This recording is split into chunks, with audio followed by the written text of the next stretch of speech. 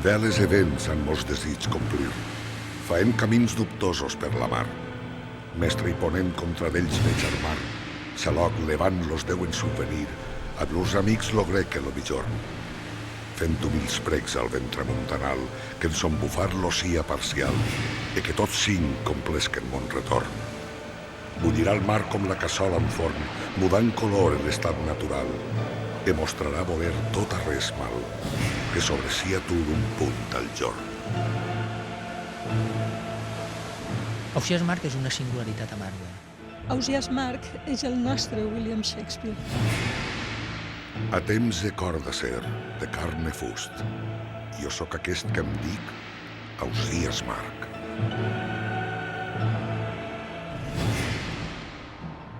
Ausiàs Marc és fill de pare vell i diu que nasqué d'un ventre trist.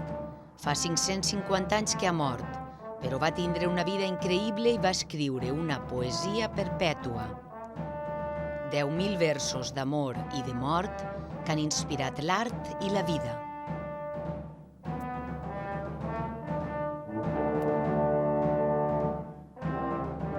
Aquells versos de bullirà la mar com a cassola al forn, que els peixos fugiran, que no tindran on amagar-se. Tot allò ho veiem de lo més actual, ho veiem i ens anava perfectament en el missatge que nosaltres volíem establir en l'espectacle.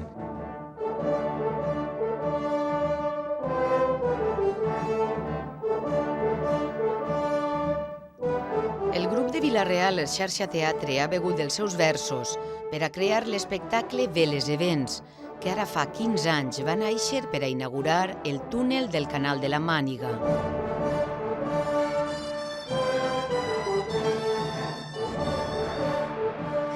Crear una música molt mediterrània, una música que transpire l'univers valencià, la llum valenciana, però també la mar de Marc i la mar mediterrània, a fi de comptes, la mar nostra.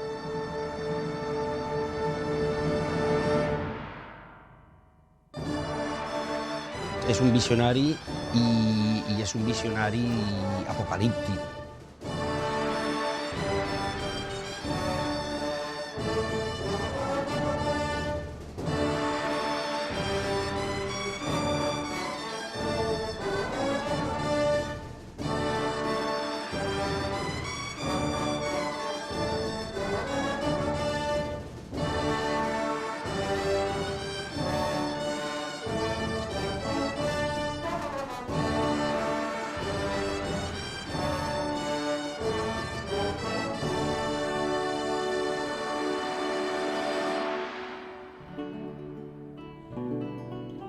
D'un ventre trist, eixir m'ha fet natura.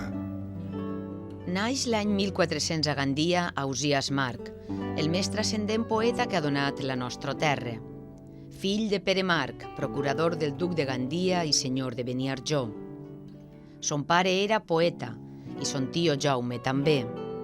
Descendents de Pere Marc I, un notari de Barcelona establit a Gandia després de rebre terres i cases de mans del rei Jaume I en el repartiment de 1249. La branca catalana dels Marc es queda a les terres d'Eramprunyà, l'actual Gavà.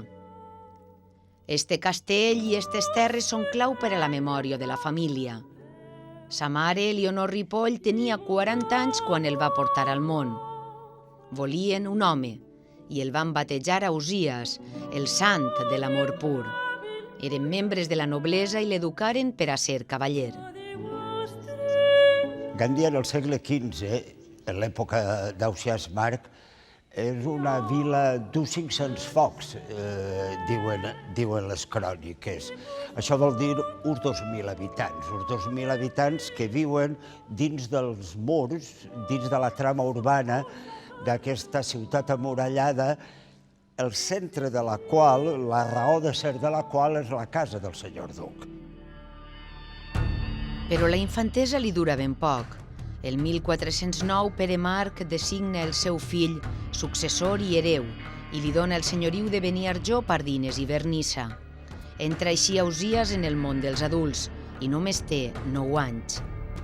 Per a fer efectiva l'emancipació del fill, Pere Marc firma estos documents a Gandia amb el testimoni del duc Alfons el Vell el 8 de gener de 1409.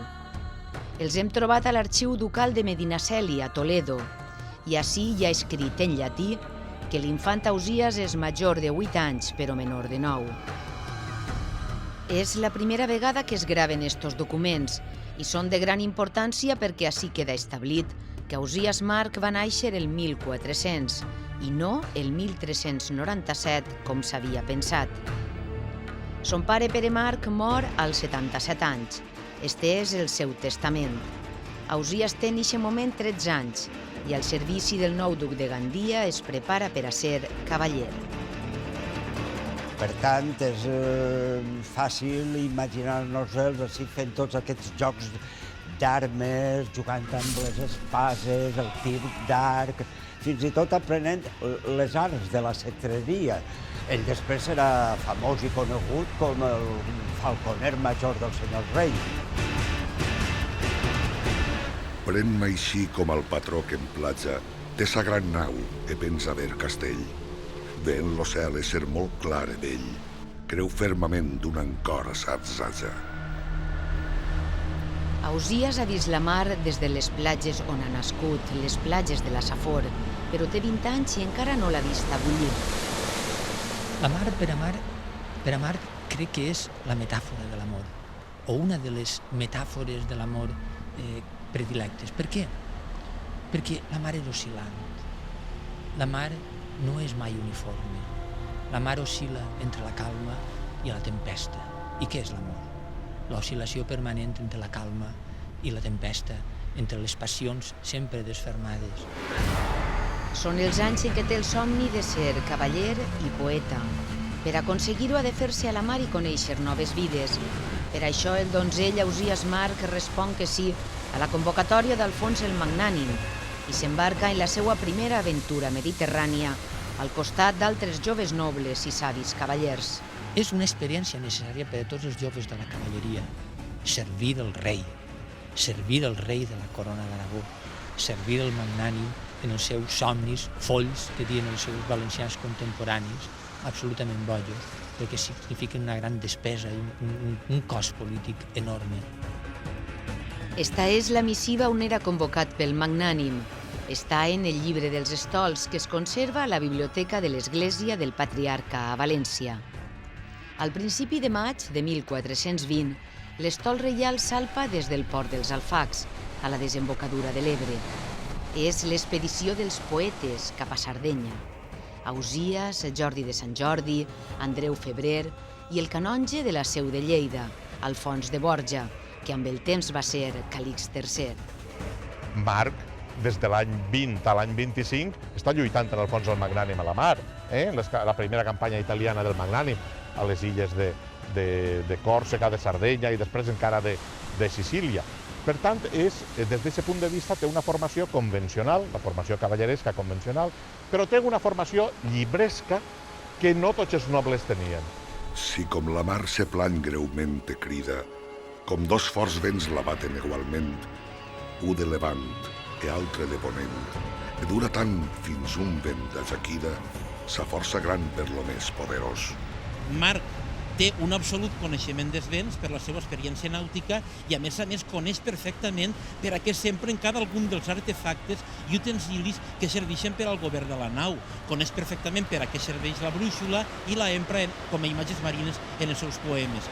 Coneix perfectament l'escandall, per a què serveix l'escandall i si serveix concretament en una nau per a sondejar, per a sondar i coneixen les característiques del sòl marí, l'empra concretament per a aprofundir en el cor de l'amada i per a saber d'alguna manera què està tocant allà dins. Llir entre cards no em basta l'escandall per trobar fons en la vostra estima, e quan vos llou no trob raó ne rima de que em content, e per això jo m'engall. Així com sé qui es veu prop de la mort, corrent mal temps, perillant en la mar. E veu lo lloc on se pot restaurar, e no hi ha temps per sa malvada sort.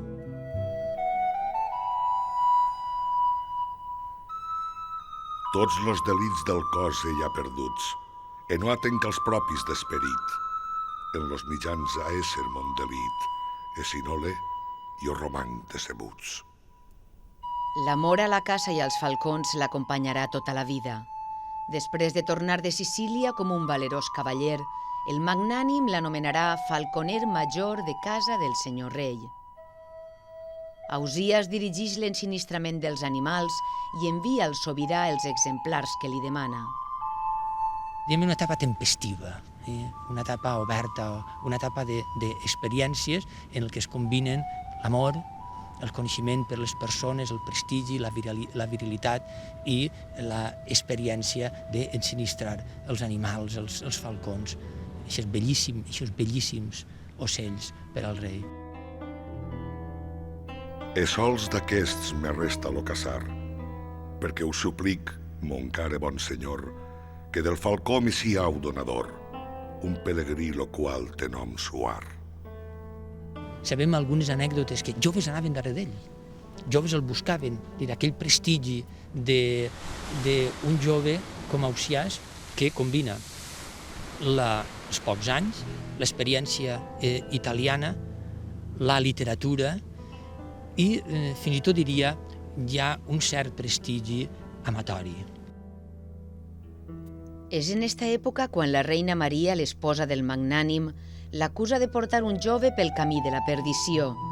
Viu entre falcons i bordells, manté relacions amb moltes dones, però mor sa mare i Ausías no se sap molt bé per què, deixa d'ensinistrar falcons i se'n torna a Beniarjó. Comença una nova vida. Així com cell qui desitja vianda, per apagar-se perillosa fam, e veu 2 poms de fruit en un bell ram, e son desig igualment los demanda. A Beniarjó el cavaller és ara un senyor rural que es fa ric amb el comerç del sucre. On ara veiem tarongers als bancals de la Safor, al segle XV Ausías Marc veia canyamel. El conreu de la canyamel i el procés d'elaboració i comerç del sucre aleshores era un negoci real que donava uns guanys importantíssims i hi ha una sèrie de senyors que realitzen grans transformacions agràries per a poder aconseguir la irrigació necessària. La Safor disposava de la climatologia adient i amb això entren de ple dins del negoci del sucre. La febre del sucre s'estén per la Safor i la seva exportació és una màquina de fer diners.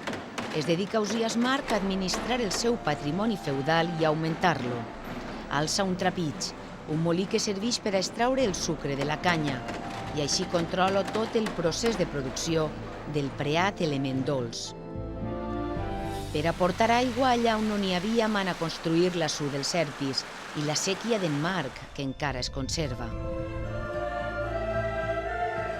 Administra el senyor de Beniarjó les terres com cal, paga els deutes, cobra les rendes, impartix justícia sense tremolar-li el pols. Jo dic que Ausiàs Marc és el gran agricultor, és el bon agricultor. De sa casa només queden estes pedres. Li deien el castell perquè tenia un aire de fortalesa i així vivia amb Peirona, la seva germana sormuda. Travessant tota Cotalba i seguint el curs del riu fins al meu assut de palma que perdura encara avui. He trobat els meus terrenys i les cases dels morís sense foc deshabitades i els bancals en nous cultius.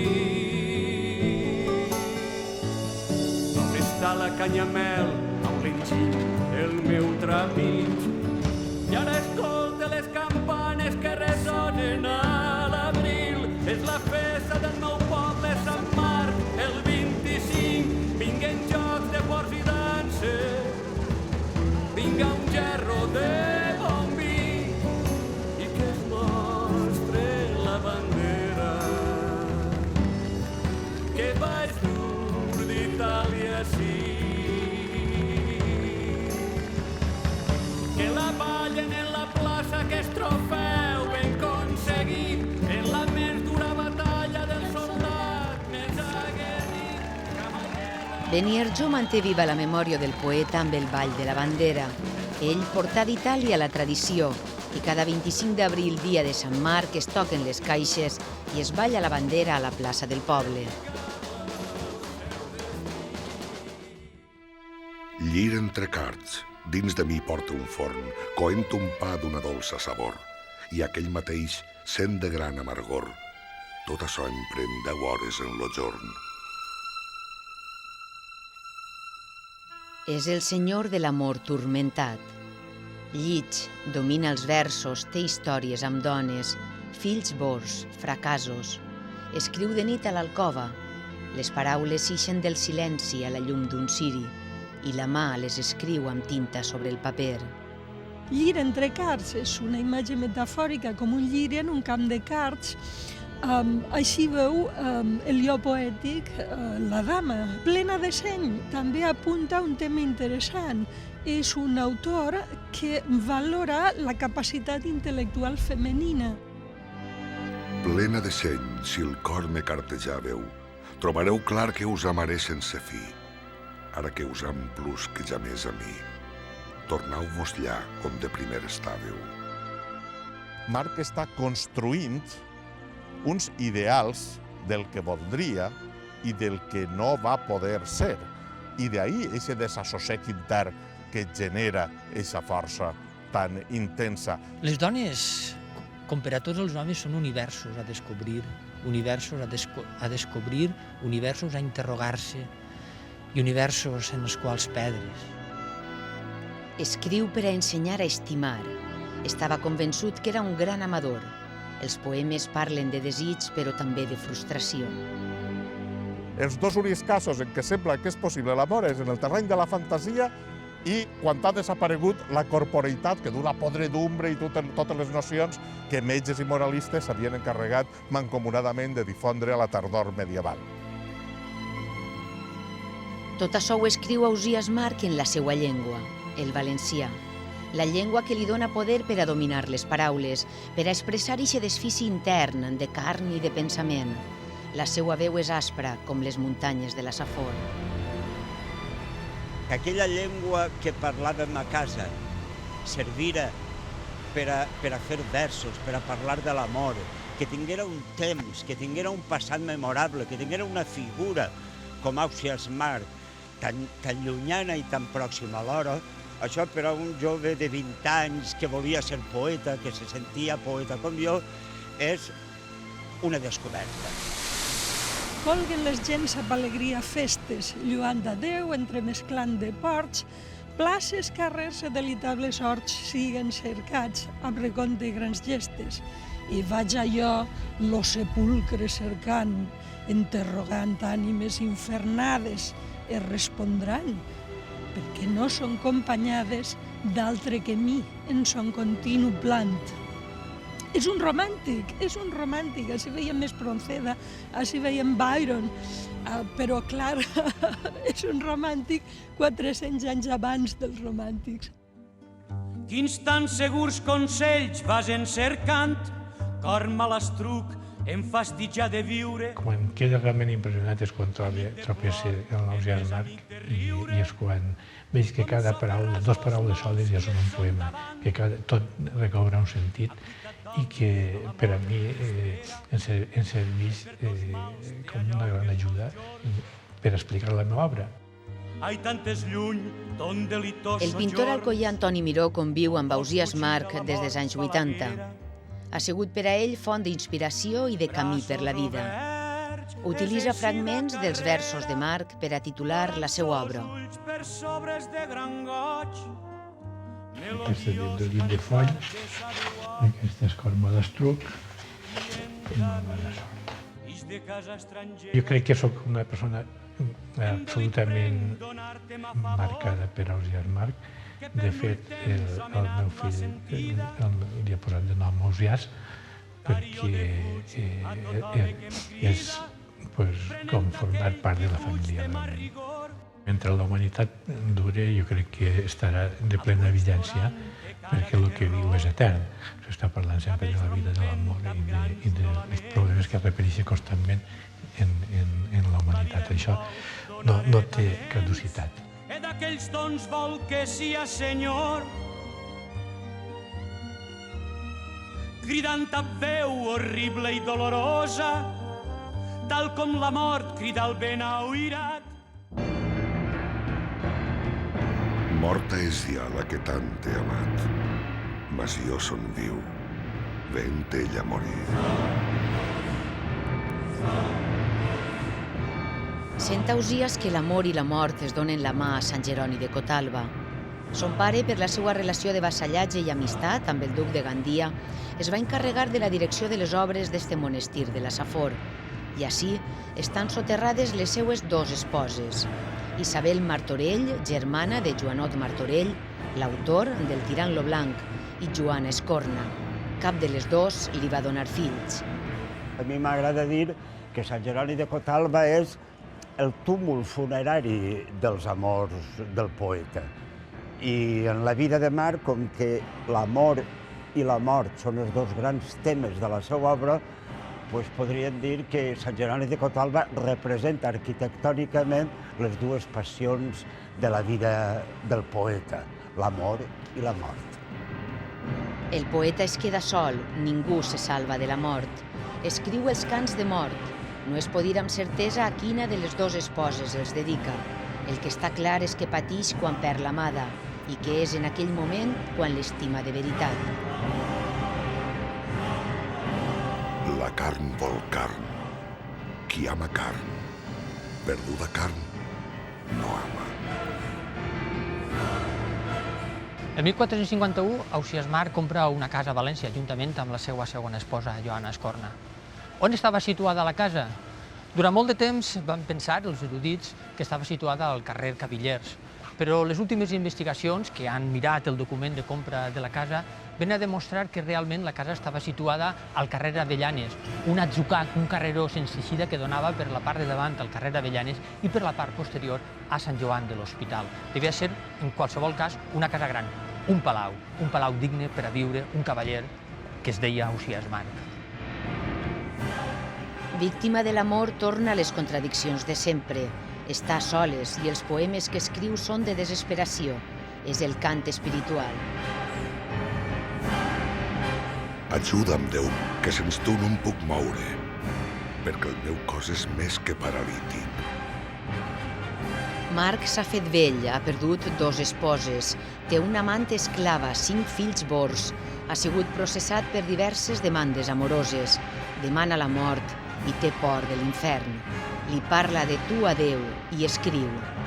Catòlic soc, mas la fe no m'escalfa, que la fredor lenta del seny s'apagui.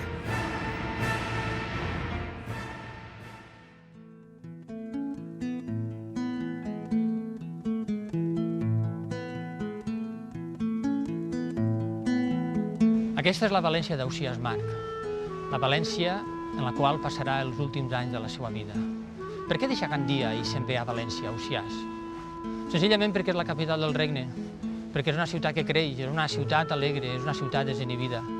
Una ciutat en la qual té amics i complicitats, els cavallers, els poetes que el lligen, els poetes que el coneixen. És una ciutat en la qual hi ha la cort de la reina Maria, que també té les seues complicitats i té les seues amistats. I València és també la ciutat on decideix el seu descans etern, ací en la catedral.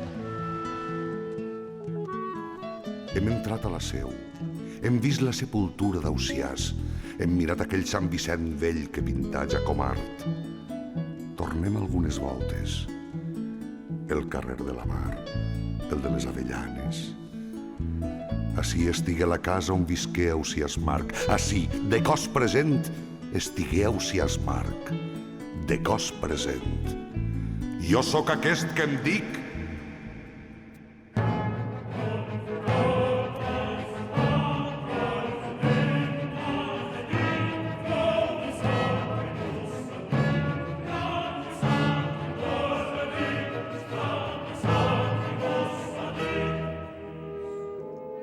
Ha sigut un pecador, ha passat per la presó. Fins l'últim dia de la seva vida té plets, però vol pensar en una salvació eterna. En el testament diu que la sepultura havia d'estar al cementeri de la Seu, a prop del capítol. Mor el 3 de març de 1459 en sa casa de València. Té al costat la filla Joana i altres familiars. Aquest és qui del món se'n va, e fuig a Déu. A la cambra on va morir tenia 2 llibres en paper, en forma de fulls, descuernats, amb cobles. Era la seva obra poètica, 128 poesies, més de 10.000 versos. Si va viure una vida fantàstica o no, no ho sabrem mai, però el poeta Marc va deixar escrits sus versos que seran per sempre eterns. És un poeta etern. El que m'agradaria és que, la gent quan s'enamora cita versos de Marc. Al cap i a la fi és un poeta clàssic. Els clàssics perduren. Són poemes que emocionen i això és la marca d'un clàssic. Quan un autor, malgrat el pas del temps, és capaç d'emocionar a l'audiència. Quan el lector pot llegir aquells versos i dir tu ets el meu germà, tu sents conforme sent jo.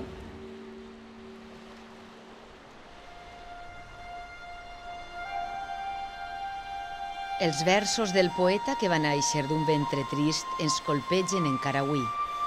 550 anys després de la seva mort, sonen més vius que mai i la seva flama encén el cor de les noves generacions. No mor el poeta, el ben enamorat, si els més joves arrepleguen la seva veu i fan seus els versos d'aquell que es diu Ausiàs Marc. Jo sóc aquell ús extrem amador. Callen aquells que d'amor han parlat.